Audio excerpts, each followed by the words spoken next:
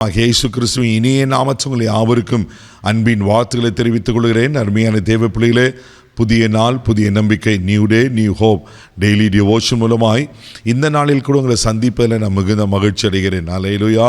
பாருங்கள், கர்த்தர் நமக்கு ஒரு புதிய ஆண்டை கொடுத்திருக்கிறார். ஆமேன். ஆண்டவர் இந்த ஆண்டில் கர்த்தர் நமக்கு கொடுத்த வாக்கு தத்தத்தின்படியே அவர் திறந்த வாசலை நமக்கு முன்பாக வைத்திருக்கிறார். பயப்படாதீங்க. ஒருவேளை கடந்த ஆண்டுகளை என்னென்ன வாசல்லாம் அடைக்கப்பட்டிருந்ததோ எல்லாவற்றையும் இந்த ஆண்டில் கர்த்தர் திறந்திருக்கிறார். ஆமே. எங்கள் வீட்டில் சமாதானமே இல்லை பிரதர், கடந்த ஆண்டில் நிறைய சண்டை சச்சரலையே முடிச்சுன்னு நினைக்கிறீங்களா? சமாதானத்தின் வாசலை கர்த்தர் உங்களை திறந்திருக்கிறார். ஒருவேளை கடந்த ஆண்டில் நிறைய வியாதிகள், நிறைய மருத்துவத்துக்கே செலவு பண்ணிட்டேன் அப்படின்னு பலவீனங்களை குறித்து சோர்ந்து பண்ணீங்களா? பயப்படாதீங்க. சுகத்தின் வாசலை கர்த்தர் திறந்திருக்கிறார். ஆமென். உங்களுக்கு பொருளாதாரத்தின் வாசலை திறந்திருக்கிறார். ஒருவேளை கடந்த ஆண்டில் நிறைய கடன் வாங்கி சோர்ந்து போயிருப்பீங்க. பயப்படாதீங்க. இந்த ஆண்டில் நீங்கள் ஒரு நாள் கூட கடன் வாங்காமல் கர்த்தர் உங்களுக்கு கொடுத்திருக்கிற வருமானத்தில் திருப்தியாய் மீதியான துணிக்கைகளை எடுக்கத்தக்கதாய் ஆசீர்வதிப்பார். அல்லேலூயா. இப்படி எல்லா விதமான வாசல்களை கர்த்தர் நமக்கு திறந்திருக்கிறார். பயப்படாதீங்க. ஆண்டவர் நிச்சயமாக கொடுத்த வாக்கு தத்தத்தின்படியே நம்மளை ஆசீர்வதிக்க உண்மையில் இருக்கிறார். இன்றைக்கு கூட கர்த்தர் நமக்கு கொடுக்கிற வார்த்தை என்ன? அப்போஸ்தலர் நடபடிகள் 5ஆம் அதிகாரம் 19வது வசனத்தை கூட வாசிக்க கேட்போம். கர்த்தருடைய தூதன் ராத்திரியிலே சிறைச்சாலையின் கதவுகளை திறந்து அவர்களை வெளியே கொண்டு வந்து. பாருங்களேன், இங்கே அற்புதமான ஒரு சம்பவத்தை நம்ம பார்க்கிறோம். என்ன பார்க்கிறோம் சொன்னால், பேதுரு அப்போஸ்தலர்களாம் ஆமீன் ஆண்டவருடைய சுவிசேஷத்தை பிரசங்கிப்பாங்க. அநேக அற்புத அடையாளங்கள் நடக்கும். வியாதிஸ்தர் குணமாக்குவாங்க. இங்கே வசனம் அழகாக சொல்லப்பட்டிருக்கு. 15ஆம் வசனத்தில் பிணியாளிகளை படுக்கைகளின் மேலும் கட்டிலின் மேலும் கிடத்தி பேதுரு நடந்து போகையில் அவன் நிழலாகிலும் அவர்கள் மேல் படும்படிக்கு அவர்கள் வெளியே வீதிகளில் கொண்டு வந்து விட்டார்களாம்.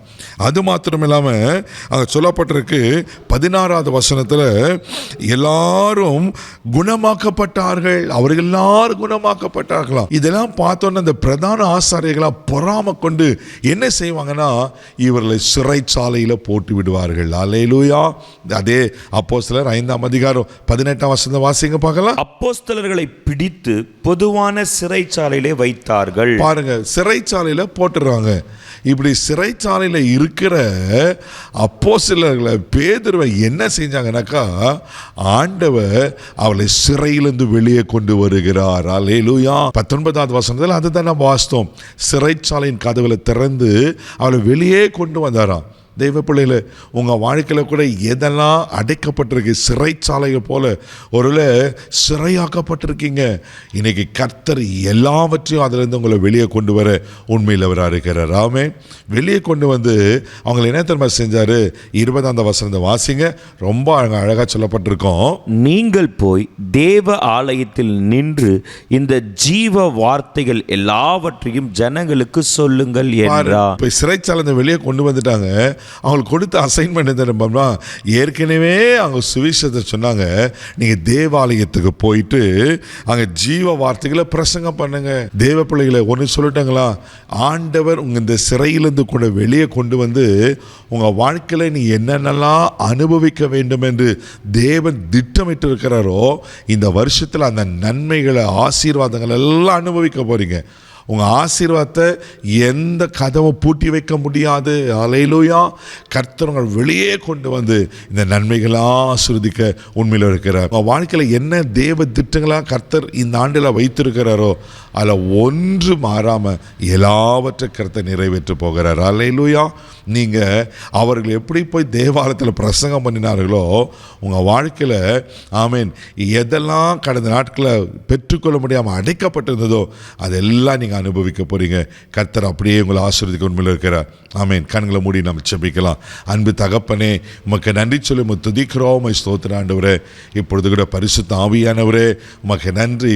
சிறைச்சாலையில் இருந்த ஆண்டவரே, அடைக்கப்பட்டிருந்த அன்னைக்கு பேதுருவை அப்போஸ்தலர்களை எப்படி சிறைச்சாலையிலிருந்து வெளியே கொண்டு வந்தீரோ ஆண்டவரே, திறந்த வாசலை எங்களுக்கு முன்பாக வைத்திருக்கிற எங்களுக்கு அடைக்கப்பட்ட எல்லா கதவுகள் திறக்கப்படுகிற ஸ்தோத்திரம் ஆண்டவரே.